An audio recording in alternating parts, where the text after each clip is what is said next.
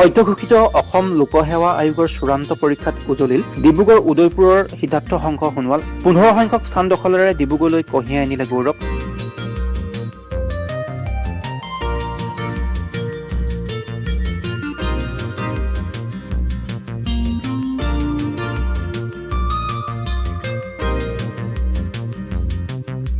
এই গৌৰৱময় যাত্ৰা দিশত সংবাদ মাধ্যমৰ আগত তেওঁ কিছু মন্তব্য আছে দাঙি ধৰিছো।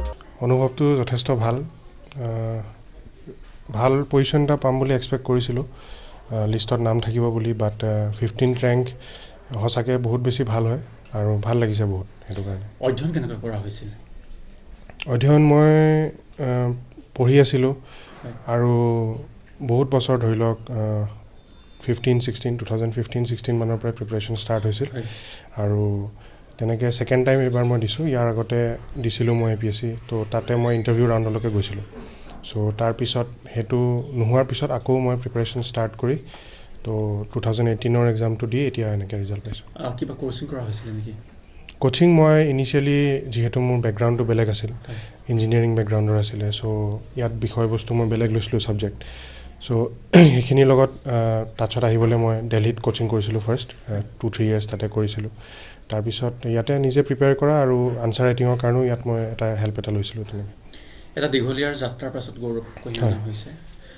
উঠি অহা নৱপ্ৰজন্ম আৰু যিসকলে এতিয়া প্ৰিপেৰেশ্যন চলাই আছে এক্সামটোৰ কাৰণে কি ক'ব বিচাৰিব? কেনেকৈ আচলতে পঢ়া শুনা কৰিলে এনেকুৱা এটা সাফল্যমণ্ডিত গৌৰৱ কঢ়িয়াই আনিব পৰা হয়? পঢ়া শুনা প্ৰথম কথা যিকোনো বস্তু সেইটো UPSC হওক APSC বা যিকোনো কম্পিটিটিভ এক্সামৰ কাৰণে পঢ়িবলৈতো প্ৰথম কথা ক্লিয়াৰ থাকিব লাগিব যে মই বস্তুটো পাম আৰু নিজৰ ওপৰত বিশ্বাস।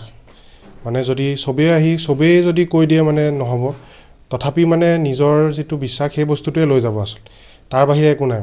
সেইটোৱে আৰম্ভণি, তাতেই শেষ। নিজৰ ওপৰত যদি বিশ্বাস থাকে সেইটো এদিন নহয় এদিন হ'বই, দিলেই হ'ব পাৰে বাট সেইটো হ'বই মানে। চ' বিশ্বাসটোৱে মেইন আৰু একো নাই মানে। কষ্টটোতো লাষ্ট পিছত আহে প্ৰথম।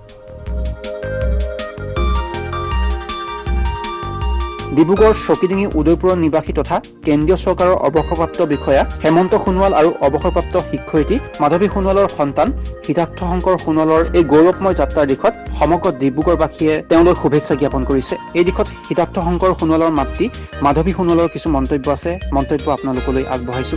খুবেই মানে আনন্দিত মই, মানে সি ইমান কষ্ট কৰি যে তাৰ সি সাফল্য হৈছে আৰু সি নিজে ইমান মানে অধ্যয়ন কৰিছে, সেইখিনি তাৰ মানে ওলাই পৰিছে আৰু এতিয়া সেইটো ভাবিছোঁ।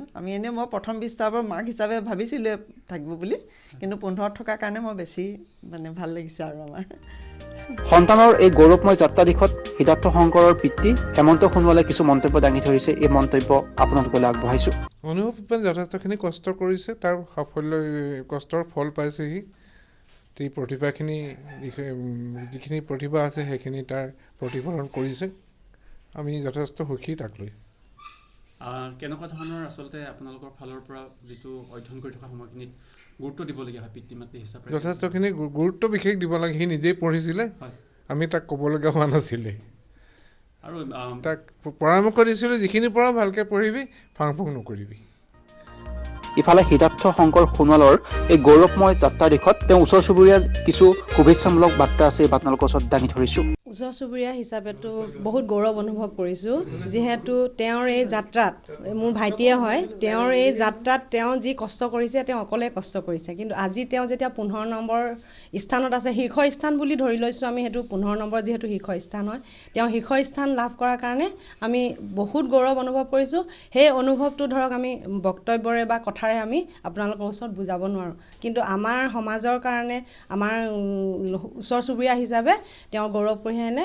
তেওঁৰ কাৰণে সদায় ঈশ্বৰৰ ওচৰত তেওঁলৈ সদায় প্ৰাৰ্থনা থাকিব, তেওঁ যাতে অনাগত দিনত আৰু এনেকুৱা সাফল্য লাভ কৰক, যিটো স্থানতে তেওঁ পাওক তাতে সকলোতে তেওঁ যাতে সাফল্য লাভ কৰে, সেয়াই তেওঁলৈ আশীৰ্বাদ। আৰু নিজৰ ককায়েকৰ এই গৌৰৱময় যাত্ৰা দিশত সিদ্ধাৰ্থ শংকৰ সোণোৱালৰ ভগ্নীয়ে কিছু মন্তব্য দাঙি ধৰিছে, মন্তব্য আগবঢ়াইছোঁ।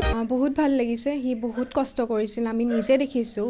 যিখিনি কষ্ট মানে আনৰ আগত আমি ক'ব নোৱাৰোঁ, সেইখিনি আমি নিজে দেখিছোঁ।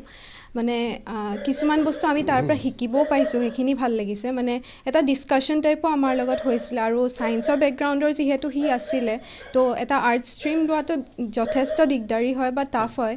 আমি নিজেও এজনী আৰ্টছৰ হয়, কিন্তু মানে সি ছায়েন্সৰ পৰা আহি যিটো আৰ্টছৰ পৰা কষ্ট কৰিছে সেইখিনি সঁচাকৈ মানে আমাৰ কাৰণে এটা গৌৰৱান্বিত হৈছোঁ আমি।